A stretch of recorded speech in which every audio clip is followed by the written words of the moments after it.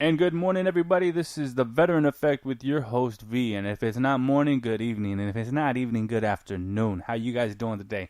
We have an awesome show for you guys today. We have one of my close personal friends, a brother from another mother, truly, Brandon Bones Jones. Bones Jones before Bones Jones was Bones Jones, if you know what I mean. He somebody I served with personally for Sam Houston, and I deployed with to Afghanistan. He supported me as my direct analyst for a time in our Tiger team. So got to go know this dude real close, real good over there. Haven't talked to him in a long time, but it's definitely always good to reconnect. And he's a funny guy, man. He's one of those guys that, well, you'll hear it. Big sports fan. He is currently active military, so we try to stay a little away from anything that might get him in trouble. Quick disclaimer, anything he says is not a view of the military. It's not an official statement. It is the view of Brandon's Bones Jones. I said Brandon's. I don't know why I said Brandon's. Why did I say Brandon's? It's weird. Who? Multiple Brandons. It's Brandon Jones. No, Brandon Bones Jones. I can't even say it now. Man. Anyways, let me stop. Let's get into this and hope you guys enjoy. Let me know. Mama, mama, can't you see? Mama, mama, can't you see? What this army's done to me? What this army's done to me? Mama, mama, can't you see? Mama, mama, can't you see? What this army's done to me? What this army's done to me? All right, so we're live. Morning, Jones. What's up? Not much, V. Long time no talk, bro. I know. How's it doing? How you doing, man? I've been great, man. How you been? I can't complain, man. If I did, nobody listen. Yeah, that's true. How's life? Life is good, man. I really, I don't know. I'm enjoying myself lately. Like, I don't know. Maybe, I don't know. Is it because I'm 30? I don't know, but I just see things different, and I enjoy things. Yeah, I think that dirty 30. I think that dirty 30 helps out a lot. I don't know. Maybe having kids. I don't know, man. I enjoy different things now than what I did when I was 20. You know what I mean? In my 20s. Oh yeah, man, your daughter's beautiful. Oh, well, I appreciate it, bro. I really do appreciate it. Yeah, man. So, I do appreciate you coming on the Veteran Effect. How you doing? Obviously you're doing great. Just a few questions. Let these people out there know who you are. So you are currently in the military? Yes, sir. And 12 just plus years. quick disclaimer, anything he says is not a view of the military. It is his own personal view. True. You got to put that out there. You don't want somebody thinking that the Army makes a statement. You know what I mean? Yeah. When did you join?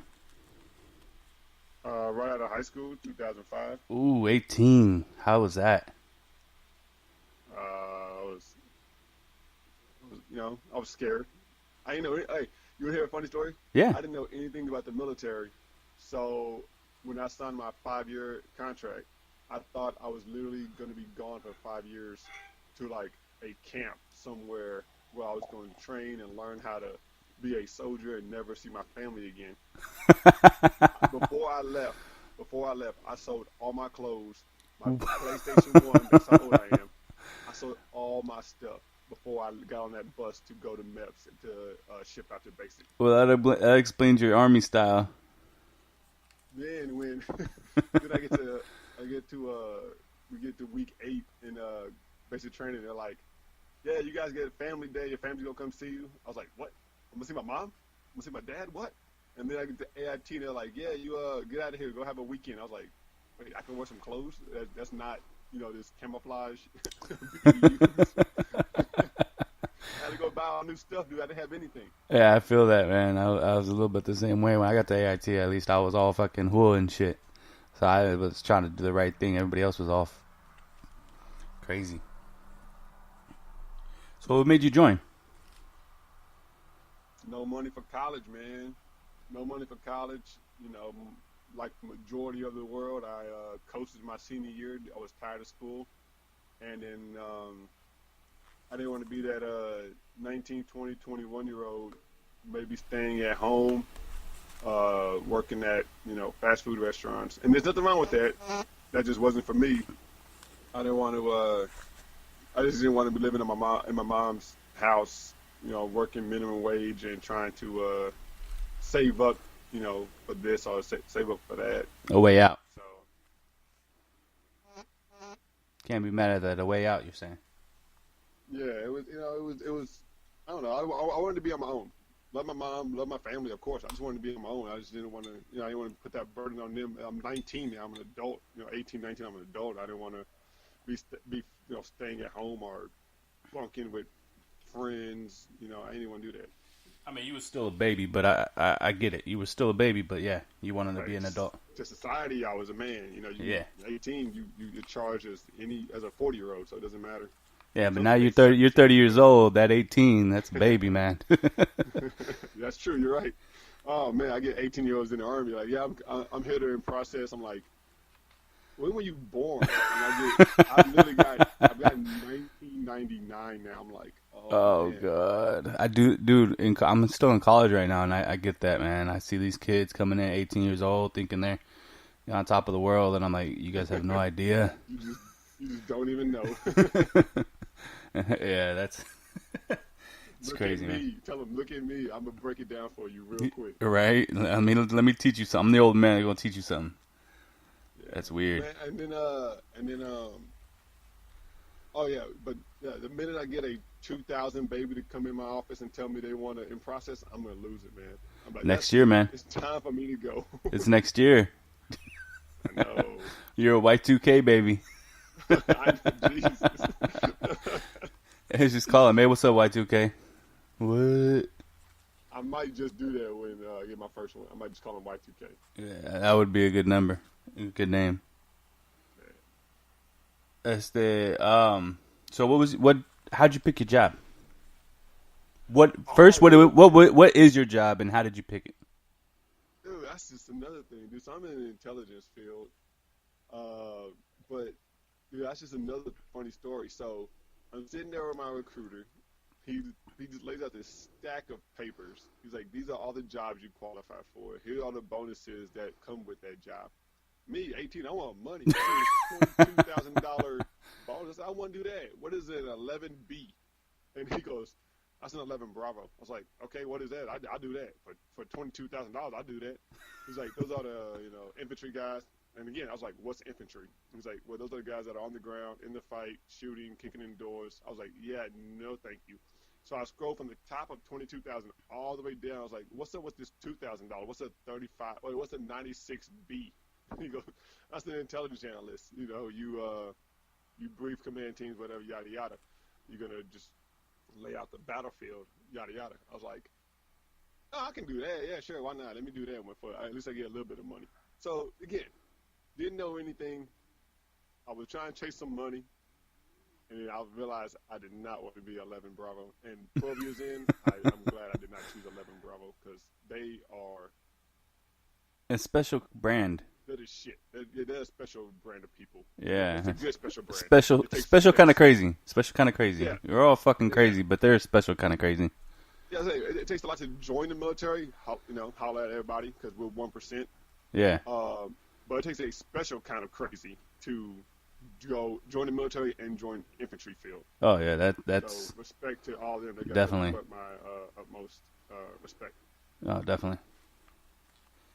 So yeah, my first year in the military, I'm telling you, I was a deer in headlights. I didn't know anything. And I guess looking back at it, I guess I was so sheltered. I didn't think I was one of those sheltered kids, but I guess I kind of was. Well, I just didn't know. From the mean suburbs of Dallas, you know what I mean? The mean suburbs. Hey man, Malibu's most wanted out here, man. It was tough out there for us. Hey, there's nothing wrong with that. There's nothing wrong with that. Oh man. You heard Little Dicky song? Professional rapper or whatever? Nah. Oh, you gotta hear it. He just says he raps to Snoop Dogg and he's just saying stuff like I grew up in the burbs or whatever. He goes, oh, so you never had a struggle? And Lil Dicky's like, no, I wouldn't say that. We just had a different kind of trap. So that's what I'm saying.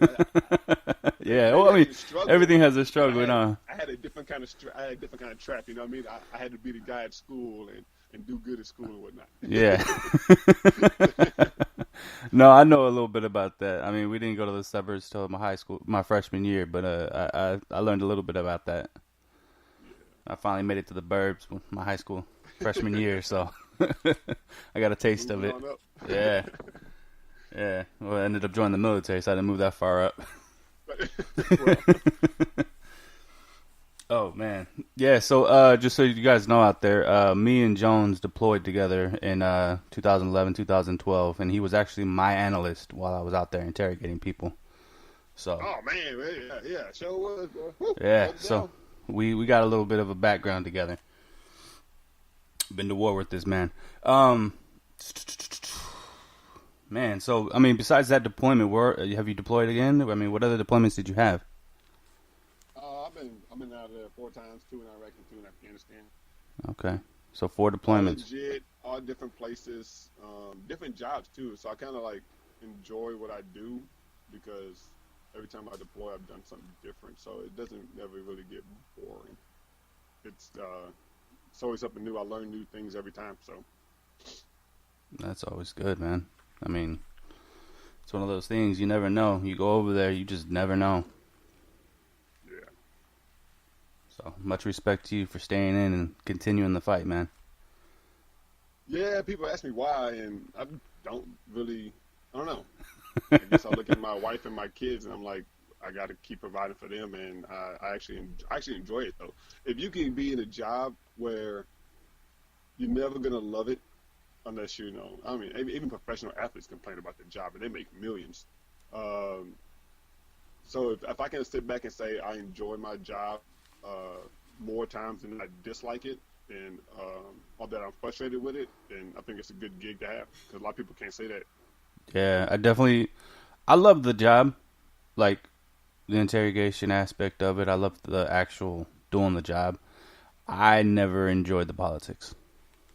That's true. Yeah, it takes a lot to join. I think it takes a lot more to even stay in. Once you get inside the military life and the military world, it is a different kind of beast. Yeah, And some people just say, "I'm done with this," and they move on. And yeah, there's nothing wrong with that either. That's why we have options that is true. That's why it's the one few freedom of choices you have in the military. to get out. They don't give you much freedom in the military, but they give you the choice to stay in or get the fuck out. So Yeah. that's always good. Man, that's good. So how many troops? What rank do you have right now? I am a staff sergeant. Oh man, so you got a platoon under you? No, actually, I don't, man. I'm over here. No, I went airborne. I'm over here. Airborne? Use of SOC life, whatnot, and small. So again, small army, small military, even smaller as you get into the specific types of commands. So I'm in an office of just 4 people, bro. Okay, So my platoon is 4 people. so you only got 4 people under you, or I mean they're at your side by side. I consider them all side by side. We're all one, man. Okay, that's what's up. I don't like that whole. Because I'm the NCOIC. The guy in charge doesn't mean you really up under me. We all. No, well you're their position. You're the leader, is essentially. Yeah. And I got 3 guys under me. Yeah. So leadership styles. Let's talk leadership styles, man. I mean, because that's always a big thing in the military. Is there's always different types of leaders and stuff, and it was very hard to. You had to pick your own type of leadership. What kind of leadership would you define yours?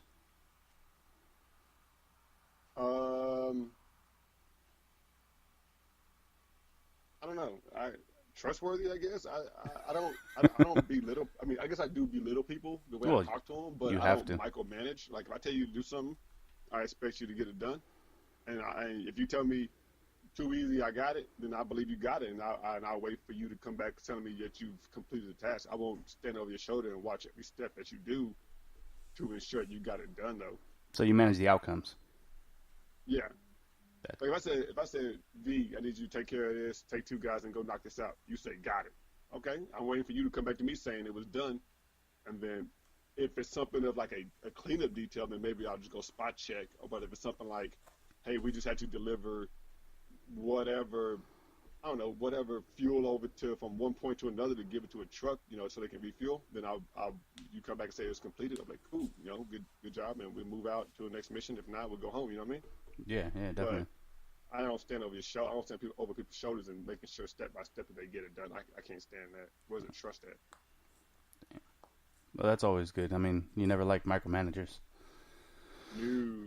Nobody likes micromanagers. No. There's a lot of people that like to micromanage. That's that big army mess, man. I had to get out of there at Fort Sam Houston. Oh, yeah, 470th, shout out.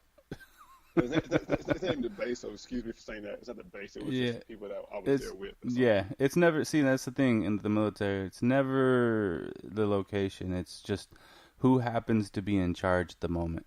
That was one of the things I could never really stand. Because, I always respect the rank, always respect, the position or whatever, but sometimes the person was just toxic.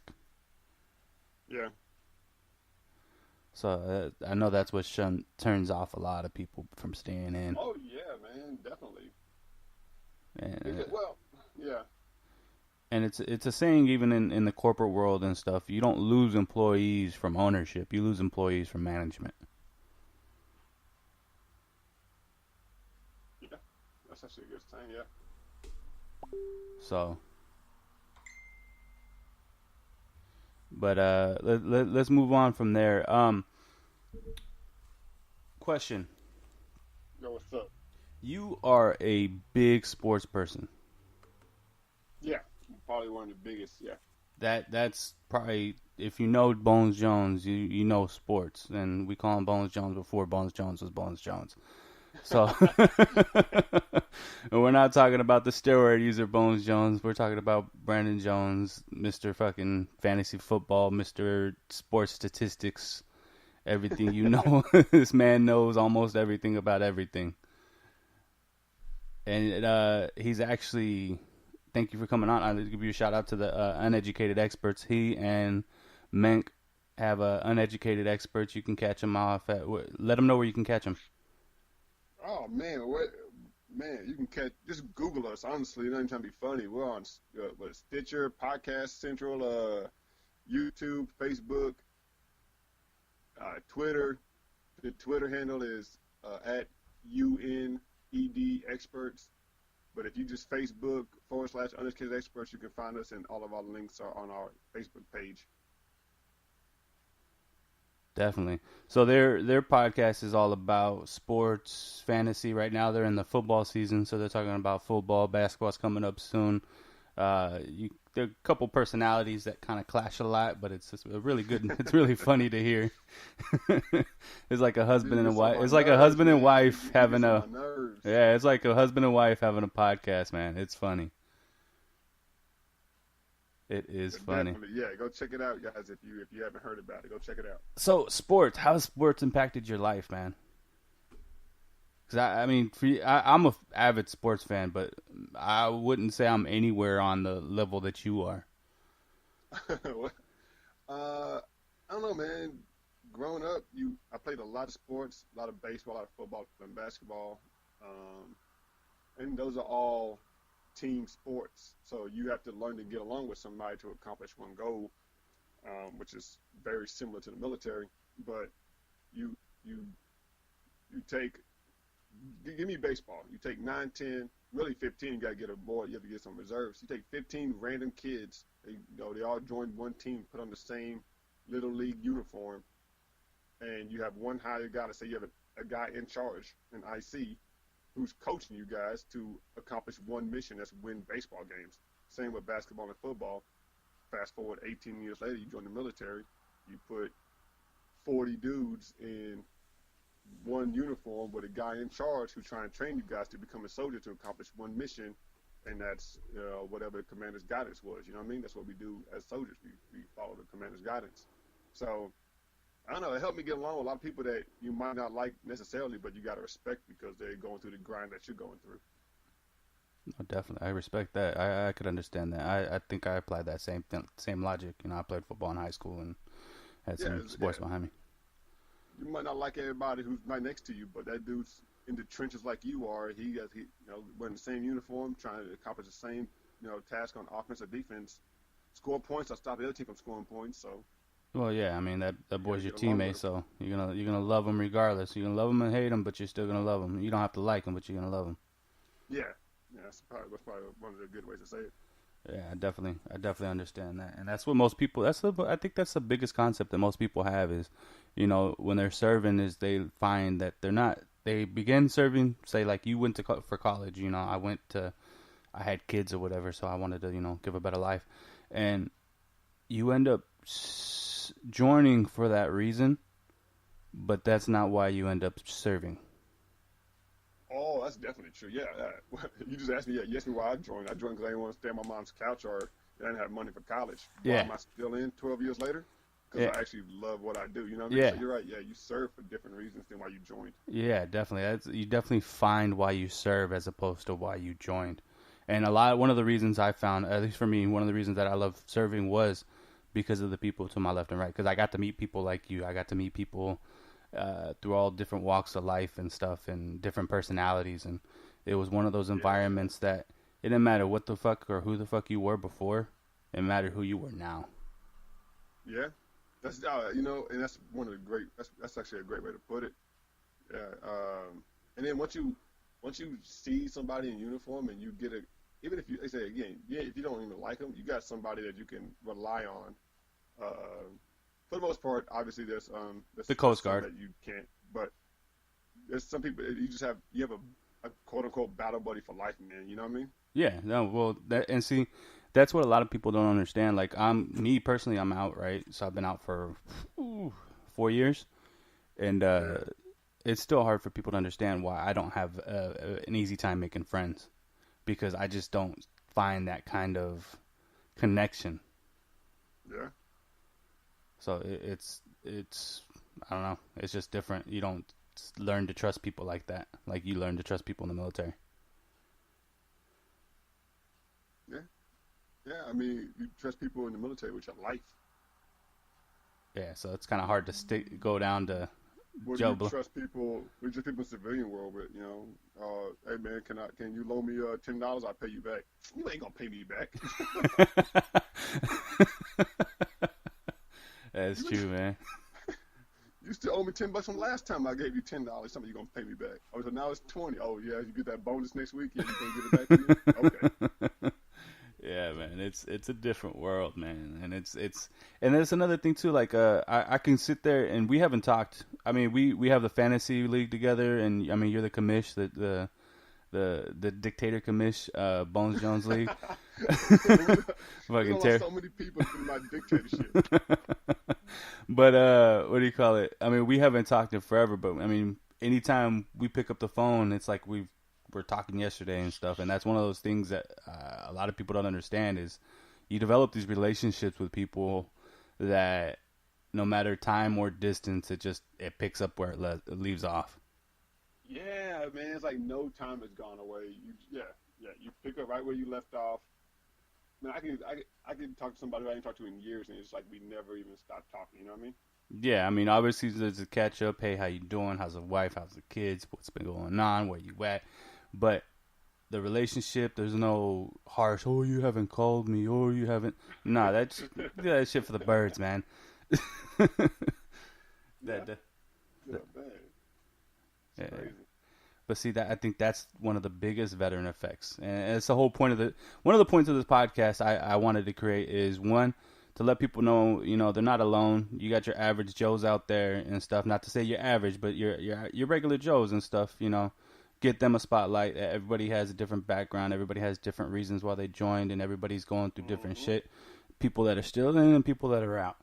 And being a veteran has a major effect on the way you view the world and the way you treat people. And I think that's something that isn't really heard in today's society. Yeah, it's really not, man. It's not. You hear all these stories about how veterans are being treated and just everything. It's kind of, I don't know, man. I don't know. I don't like the way we treat each other in the world, man. I just don't. There's so much hate, and it's just kind of ugly and I don't have that hate because, again, you take anybody from all across the world, you put a uniform on, and that's your brother, you know what I mean? Like, that's your brother, that's your sister. I don't know. Oh yeah, no shit, man.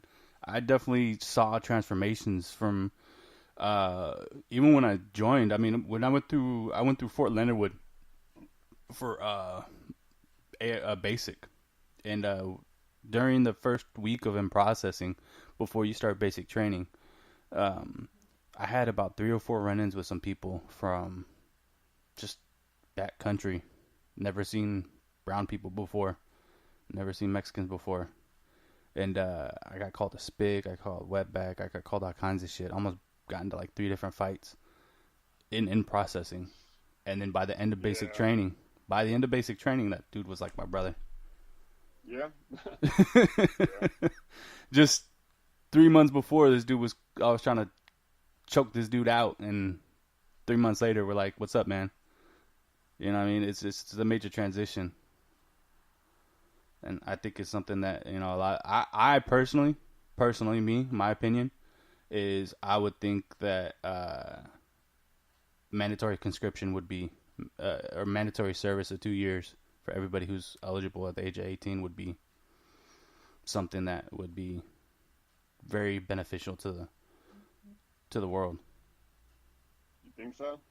I think so. Looking at different countries that have it, and I'd say, I mean, obviously there would be standards for it or whatever.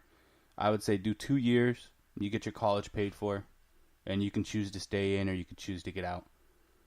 But and you get to choose your job, and not everybody has to go to war. Obviously, not everybody's gonna. But it's one of those things that changes your view on the world. It's true. I mean, yeah. I didn't know.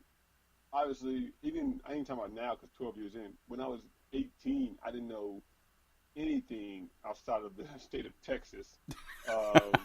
Well, that's most Texans, man. I mean, that's just the United States, let alone the whole world. So, God, I love my Texans. it would give everybody a bigger aspect of what's really going on instead of relying on social media to tell them what's going on. Oh yeah, Facebook news, fake news. Yeah, right. No, but Texas, man. You know what? I miss Texas, honestly. I mean, it's the best state. It's the you get like we work out together. We always ask like, what's your best bang for the buck on product? Like, if I spend $40, is it as great as me spending? Am I getting the same quality of stuff, or do I spend 60 and get more out of it? You know what I mean? Yeah, the quality matters. Yeah. Yeah, Texas is the best state bang for your buck because it is not expensive to live there, and it is just awesome. Well, because Is it the best state? there's like 3 No, laws. because what's up? There's like 3 laws in Texas, and that's about it.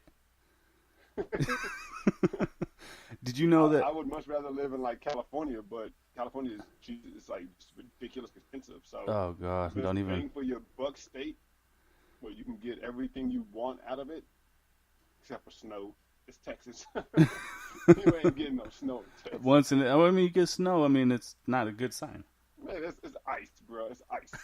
Well, I've been hailed on before. Yeah, I've lived in El Paso, so we got hailed on once or twice. Wear flip flops and shorts in majority parts of Texas, 365. I mean, how can you argue that? No, except for that summer heat where it's 115 degrees. At 8 a.m., at 6 a.m. formation, it's 100 degrees already sweating. Don't miss those San days. Antonio. Yeah, man, it's fucking humid. It's like 80 degrees outside, but it's like 100% humidity. I tell you that, I don't miss that at all. Yeah. I'm just standing here. How am I sweating already? Yeah, I man. haven't even exercised yet.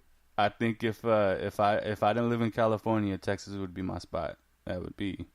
I live in the Bay Area, so I'm in the creme de la creme of expense. Trust me, it is expensive out here. If I was making, Next time I make a trip to California, we definitely gotta come see you and the family. oh, definitely, man, definitely, you got a place to stay if you need it, man. And yeah, man. I mean, if I was to make what I make out here in Texas, I'd be living in a fat ass house right now. I know. It's beautiful, man. I don't cry. get it. I cry sometimes when I look at Trulia or one of those websites, and I start looking at houses in different areas, and like I could afford that. It has a pool.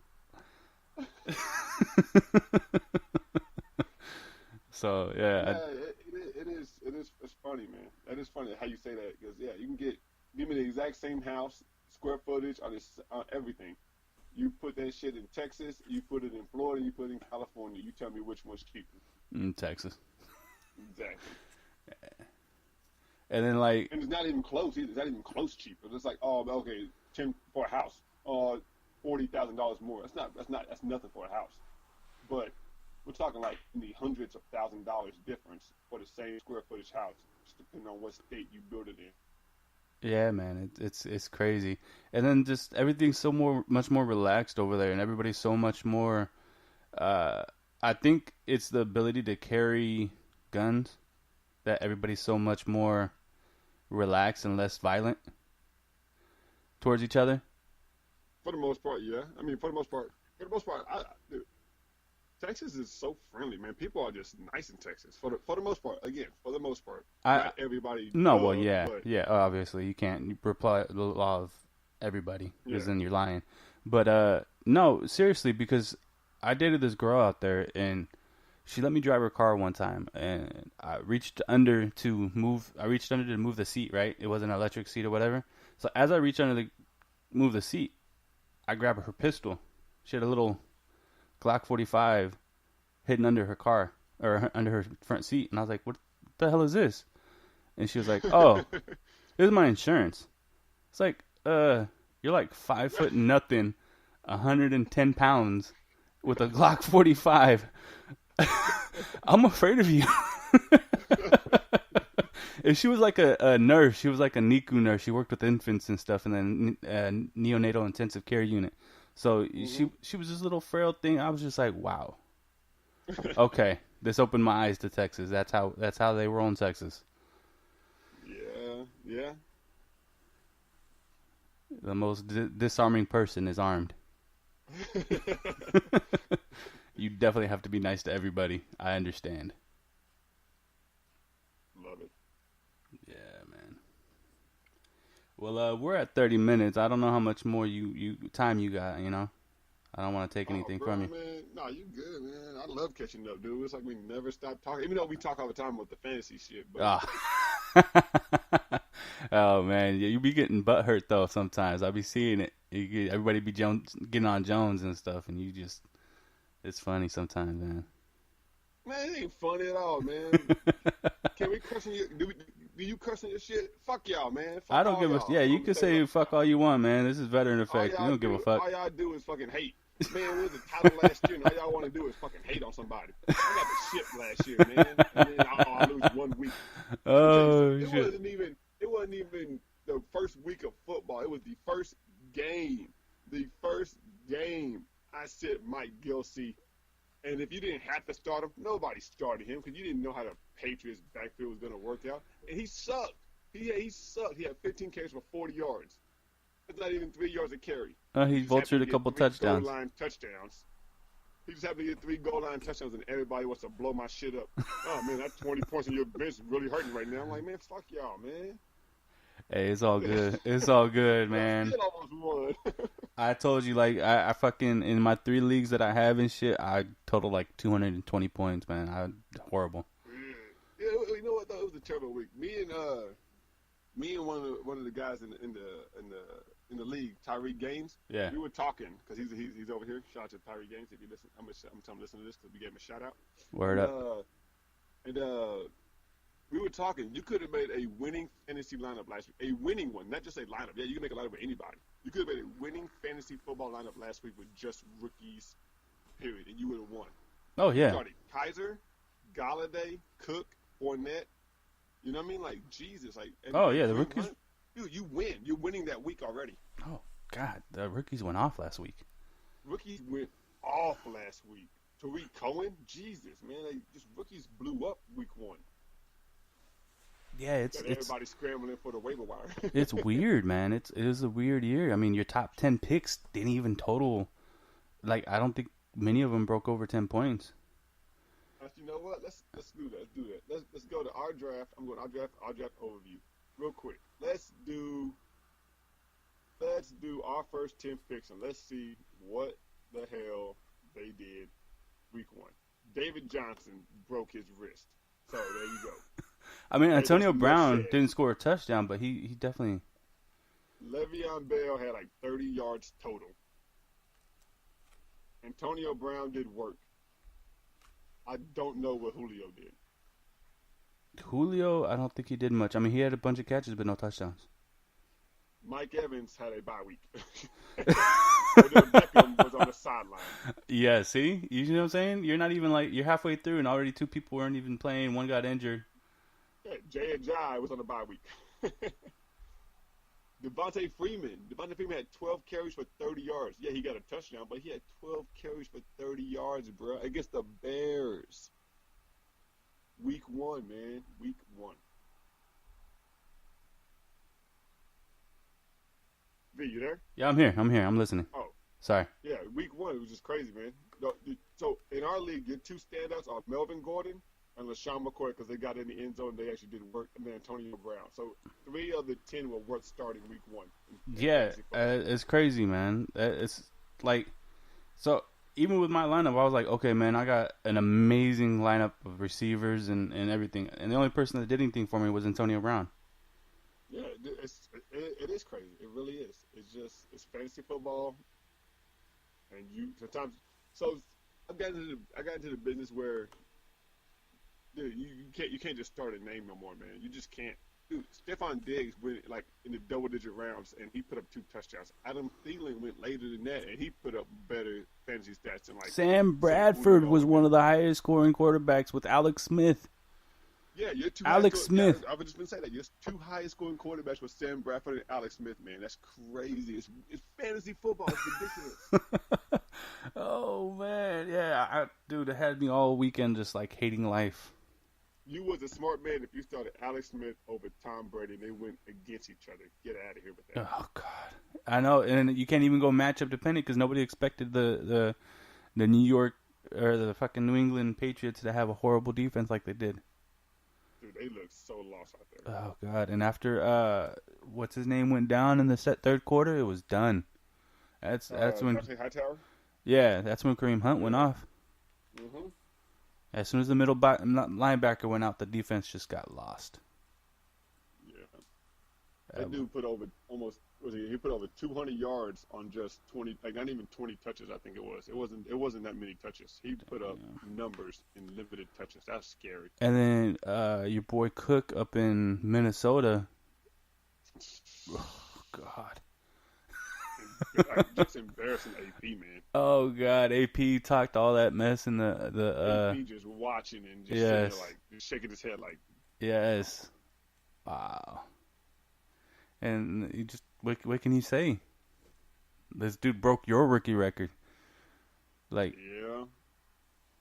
And they cheered for it too, man. Like he's standing on your sideline. See, I ain't like that. I'm sorry, I ain't like that. What?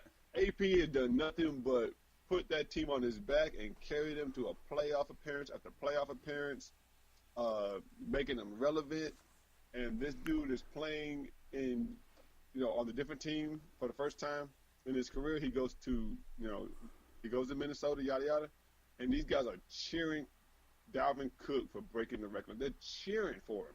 Yeah. I don't know. I actually didn't like it. I think that was very classless. I did. Well, football fans, myself included, aren't really classy. So you can't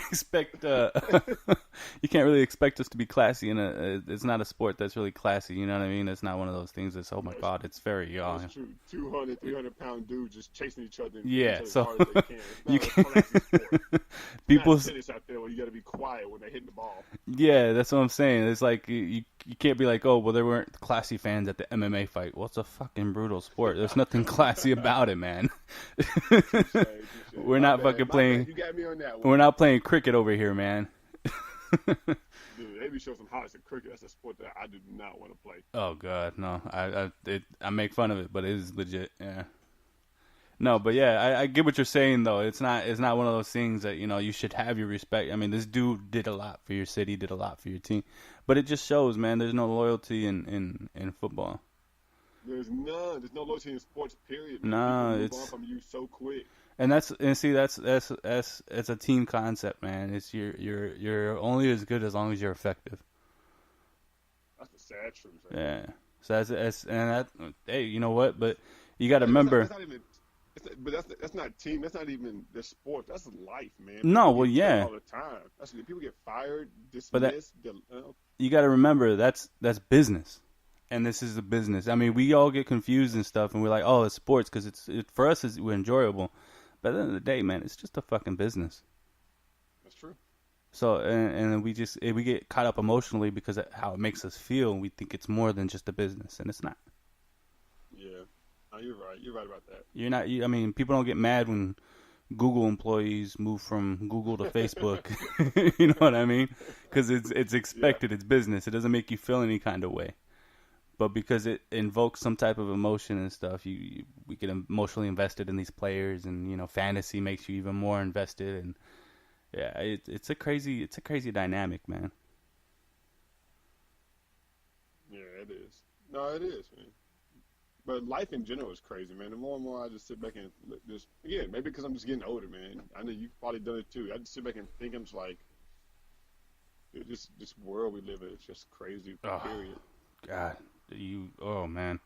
I some days, like, I still believe in staying up on current events. I have to. It's one of those things that, I ingrained in myself. My grandfather used to read the paper every day. My dad used to do it too, and I don't read the paper, obviously, because that media is kind of on its way out, but I try to stay current on what's going on in the world, and it's just sometimes I just open the browser, and it's just sad. Yeah. And then, like, now you have to be more diligent in your news. You can't just go to a news source anymore because it's not really even news. And I I make fun of Trump and his fake news thing, but it's real. It's not really news if you really think about it. It's more entertainment than anything. Bro, you have to watch. Like, you have to watch it yourself. You have to watch it in its entirety. I saw something with Donald Trump, and he was going on about building a wall and this and that. And then, I watched the whole debate up there. This is before let's stay off of politics for the most part. I don't want you to get in trouble or anything. Oh yeah, that's true. It's politics and military, not really a good mix.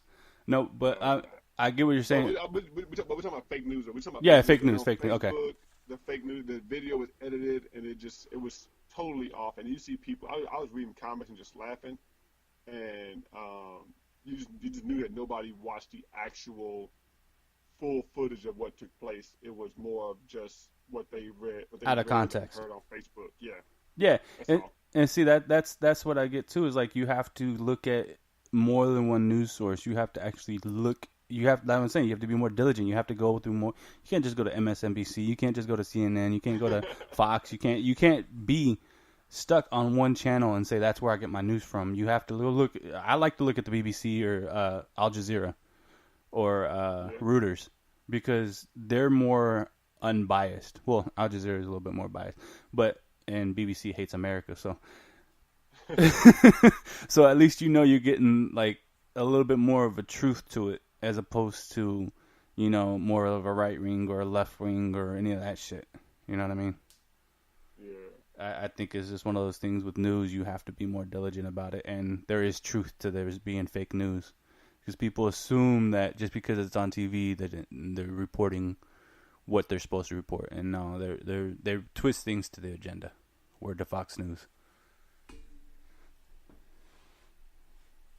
So that's just a crazy thing that's 30 years ago didn't exist. I wonder if I always thought about that. I wonder if it exists. It just wasn't as magnified as it is now. Like everything's so magnified now because we have technology at our tip of our fingers, and we can get news source and breaking news and everything like that so quick. You know what I mean? Like I don't think nothing has changed. It's just the way that we get stuff is so much faster now that it's you know magnified. what? That's true too. You bring up a good point because back then you had Tom Brokaw or you had whoever was on Nightline, NBC, or whoever your newsreader was. That's who you heard your news from. And you're right because back then they didn't have the ability to fact check as rapid as we do now. Yeah. But then again, I feel personally that kind of harms us. Yeah. Back on the sports thing. Have you seen that commercial with Rob Corduroy about the Pepsi commercial about celebrations coming back dude, that Niners dude with Joe Staley? It was Joe Staley. Yeah. So Yeah. so his comment is chances of him scoring a touchdown are almost zero. Yeah. Right.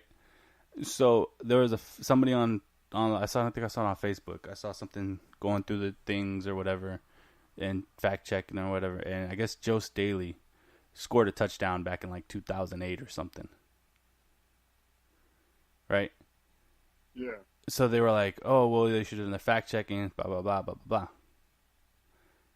And then I was sitting there thinking about it. I don't know why it caught my attention, and I was just sitting there thinking about it. At first, I was like, "Oh yeah, they're right. They should have that's stupid. They should have caught their thing." And then I think I was helping my daughter with their math homework, and then I was like, "You know what? It just clicked on me that almost zero is statistics for not exactly zero. It's statistics when the thing's like below 0.06 or whatever, and it's almost zero. So you say it's almost zero." So in essence, it's just stupid, but it's something that just caught my mind. Is people are so anal, and so they don't think about the bigger picture. They just more try to point everybody wrong. Yeah. No. Yeah. That's how the world is now, man. A bunch of trolls and they just wait on their computers or tablets or phones and waiting for somebody to say something so they can just fact check them and prove them wrong. That's how people do now. Yeah, it's crazy, man. Thank God. And then one of the things, I mean, you see it, but you still get to live on like a kind of an isolated community. You don't. I mean, you deal with the regular civilian population, but not as much. Oh no, I don't. No, you can say I don't. 100%, I don't. Dude, I even live on post now. Like I'm sheltered. Dude. Well, there you go. Yeah. I'm not afraid to admit it. You are in the suburbs of the suburbs. I'm blind to what goes on in the civilian world. Oh God, My man! mom tells me stuff, and I'm just like, "What's going on?" And she's like, "You don't even know." I'm like, "I have no idea what you're talking Yeah, man, it's a different environment, and if you were to get out, you would want to. Your happy-go-lucky Jones might go away for a little bit when you start meeting civilian people. The what? The happy-go-lucky Jones. Oh. There's a lot of anger and frustration that comes out of meeting civilians for the first time. I can't wait. I can't wait to do it. I can't wait to do it. And I think this is where the crazy fucking PTSD, whatever the fuck, common misconception comes from. It's not PTSD. It's just anger at most people's bullshit. Yeah. Man. Because civilians complain about shit that we like. We look at it like, what? Like, what? Oh man, my girl tells me that all the time. She's like, "Well, you were in the military." I'm like, "Yeah, I get it, but it's not that bad. I've been through worse." Well, you're not in the military anymore, so it's pretty bad. Yeah. Like, no, fuck, it's not. Yeah, I've always had that meme. I seen a meme like a couple years ago. It was like this chick was crying, and this woman was like, "Oh my God, what's wrong with you?" And she was like, "My husband's gone for the weekend. I'm gonna miss him so much." And she was like, "Bitch, please." And her husband was like deployed. Oh man, gone for a year, man. Yeah, it's just a different beast, man. But again, no, it's not a disrespect to the civilians who, yeah, if you're gone from somebody for any significant amount of time, it's hard to adjust. But we leave, like what you said it right now. We start out with leaving for 8 weeks till we see him again. You know what I mean? Yeah, that's just, so and then 8 weeks turns into 4 or 5 months, depending on what your job is when you go train for your job. And it might be a couple years. Yeah. Then we talking about a deployment. So I'm saying, like, but to a civilian couple who's been together, done everything for years, and he or she has to go away for a weekend.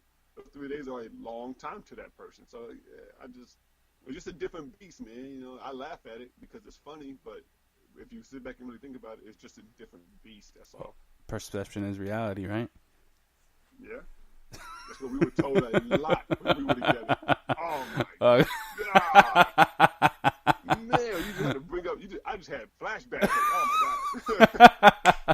What do you mean perception is reality? No, Because you think motherfucker, something perception makes is it not real? reality. Reality is reality, and then there's perception of it. Just Yes. because you think this, it means it makes it real for me? What? And I'm in trouble because your mind is twisted to thinking some shit? Oh I'm in shit. trouble because your mind is twisted. Because you perceive it to be that. What? Dude, I'm still a little salty about getting put back in fucking in uniform mid deployment, man. Because somebody thought my shorts were too long.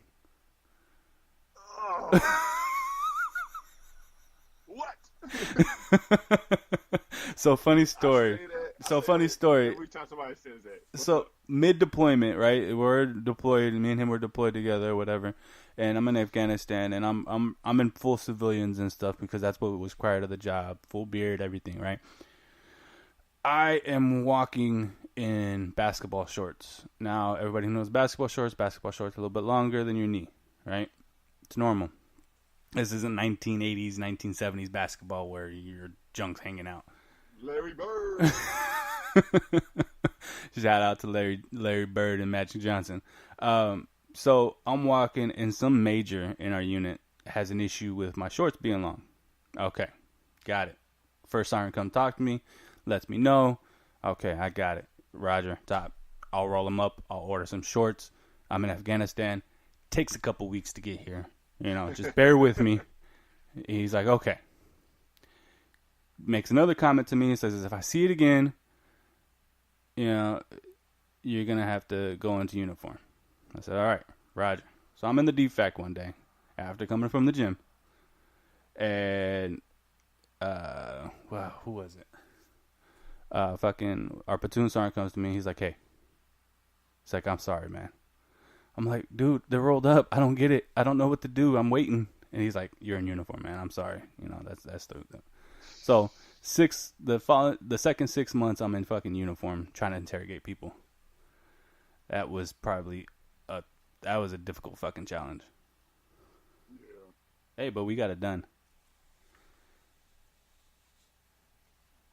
All because somebody perceived something. What? What? Yeah. Your perception is my reality. What? Yeah. Fucking perception is reality, man. I love that saying.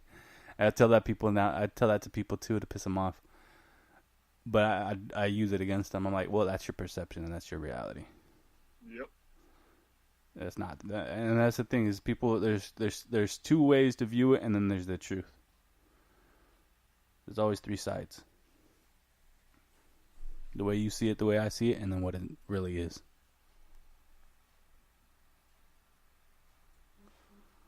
You there? Yeah, I'm here. Okay. But yeah, man, that's crazy. The world is crazy today.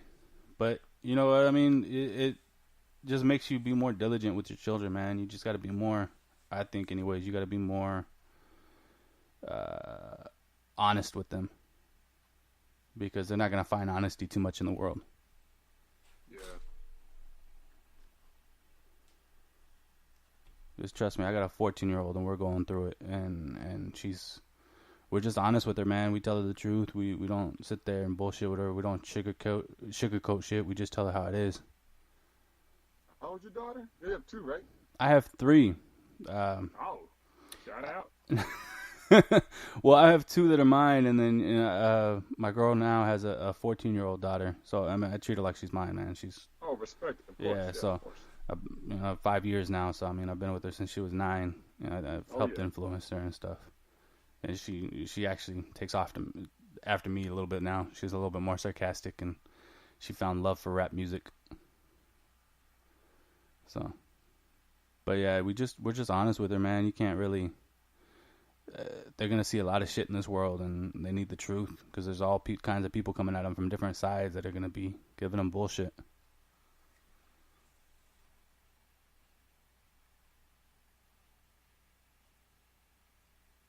You good, Jones? Oh yeah, I'm good, man. My bad. Falling asleep on me? No, I'm not falling asleep. I was just reading something. Oh, what you reading? Well, you say I'm into sports, and I am, yada yada. But you know the Cleveland Indians are on a 22-game winning streak, right? Yeah, I And they saw that. said if you started with $100 in Vegas and just bet on the Indians and just kept going with it, you would have over $100,000 right now. Off of $100. Wow. Jeez. I wonder if anybody was dumb enough to do that. Well, I'll tell you what. I bet somebody started it. I would stop somewhere around $10,000. I would just say I'm done. Like I already profited. I'm out. I read a thing yesterday. Not yesterday. I heard it a while back. It was last year. The Falcons. Not the Falcons. The Packers. Two roommates went in like $300 on the Packers, and this is before they started the big run they had. Mm-hmm. And they put the money on the Packers to obviously to win, and they started winning games, and they won a lot of games in a row, even heading to the playoffs. They started it with the Philadelphia Eagles, and then they won what looks like 6 in a row to end the season, and then they went on into the postseason. They beat the Giants and the Cowboys. And they did it was like $300, and their money was up to like $75,000. And they didn't get as much because one, it's not 22 games like baseball, but also the Packers were favored in some of these, so obviously the money's not the same. But it was up to like $75,000 or some shit like that, and they put it all on the Falcons. I mean, they put it all on the Packers again to beat the Falcons, and they lost it all. Like, damn, that's just being greedy. You turn your $300 into $75,000 or whatever it is. You profited big time on an 8-game winning streak on Aaron Rodgers and the Packers. Wow. When do you stop? Let me ask you, when do you stop?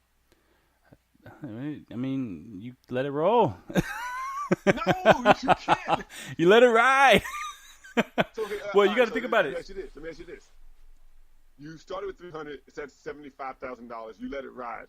You lost. Well, you still. How much did you lose? Did you lose $75,000 or did you only lose $300? I mean, technically, you only lost $300. No, you did not. No, you did not. You lost $75,000. Hey, it's all perception, baby. You only lost $300. Is my perception your reality? Yeah. No, yeah, I get you. You Anyway, lost $75,300. That's what you lost. I just crazy. That's all. I mean, I saw this one about baseball because a 22-game winning streak, well, $100 turns into $100,000 if you just kept riding it. Like, Yeah, I would have that's stopped that a long time ago. crazy, man. Well, that's I don't know, man. That's just some people. Just think about it. There's people that. How many people lost money on the Falcons last year? Oh man! What? And I mean, imagine those halftime bets, because you know how there's bets at halftime. Yep. Imagine how many people won money at halftime. I think at one point, before they started coming back, I think it was like 5 minutes left in the third quarter. They're like, there is a 99% chance that Falcons win. Jesus. The Patriots had a 1% chance statistically to come back from the game. That's it. So you're saying there's a chance? That's it. Hey, sometimes that's all you need, right? Sometimes that's all you need. As soon as that statistic came on, the comeback went on. Tom Brady said, "Hold my beer." Yeah. He said, hold this shit. That's crazy, man. Watch this. Yeah, that was a crazy fucking Super Bowl, man. That definitely was one for the ages. But yeah, so we're at about an hour, man. I think we should call it what it is. I hear you, bro. Yeah. Glad to have me on, man. And I appreciate you, man. You're my first guest, so I appreciate you coming on. And That's what's up. I appreciate that. yeah, no, definitely. I had to have somebody that got respect for. So I appreciate you coming on. You've been a wonderful guest. Again, drop it down for everybody who can find you on for what is it? The Oh, Uneducated Experts? Yes. Yeah, man, yeah, Uneducated Experts. You can find us on Facebook /Uneducated Experts, SoundCloud, Uneducated Experts, Instagram, The Uneducated Experts, one word, no space, Twitter at UNED Experts, YouTube, Uneducated Experts. If you Google Uneducated Experts, we are the first and second link. We're just everywhere for your listening pleasures. Shout out to V and the Veteran Effect for what you do, man. Appreciate you having me on. And I mean, yeah, I love you, bro. love you too, man. I appreciate you. Yes, sir. Talk to you later. Yep. All right. This has been another episode of The Veteran Effect. You can catch me on Facebook at facebook.com/Veteran Effect. I'm on Twitter at Veteran_Effect. We're on Instagram at Veteran_Effect. And you'll see us soon coming up on iTunes, on SoundCloud, and you'll see us coming on all those different podcast things. All right? So everybody have a wonderful day. Appreciate you.